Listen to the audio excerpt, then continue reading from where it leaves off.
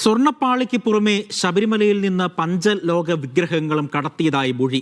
രമേശ് ചെന്നിത്തല പരാമർശിച്ച വ്യവസായിയാണ് പ്രത്യേക അന്വേഷണ സംഘത്തിന് മൊഴി നൽകിയത്. ഉണ്ണികൃഷ്ണൻ പോറ്റി ഇടനിലക്കാരനായി പണമിടപാട് നടത്തിയത് ശബരിമലയുമായി ബന്ധമുള്ള ഉന്നത ഉദ്യോഗസ്ഥനാണെന്ന് ആണ് മൊഴി, വ്യവസായിയുടെ മൊഴി. 2019-ലും 20-ലുമായി 4 പഞ്ചലോഹ വിഗ്രഹങ്ങൾ ശബരിമലയിൽ നിന്ന് കടത്തിയെന്നാണ് വ്യവസായിയുടെ മൊഴി. രമേശ് ചെന്നിത്തല നൽകിയ മൊഴിയെ തുടർന്നാണ് പ്രത്യേക അന്വേഷണ സംഘം വ്യവസായിയുടെ മൊഴി രേഖപ്പെടുത്തിയത്.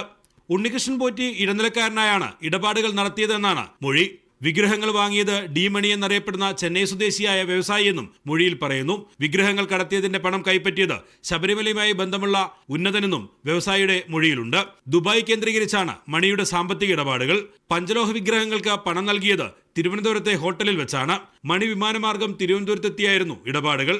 പണം കേരളത്തിലെത്തിയത് ഡിണ്ടിഗലിൽ നിന്നെന്നും വ്യവസായി മൊഴി നൽകി. സ്വർണ്ണപ്പാളി കേസിൽ SIT അന്വേഷണം അവസാനഘട്ടത്തിൽ എത്തിയിരിക്കുകയാണ്.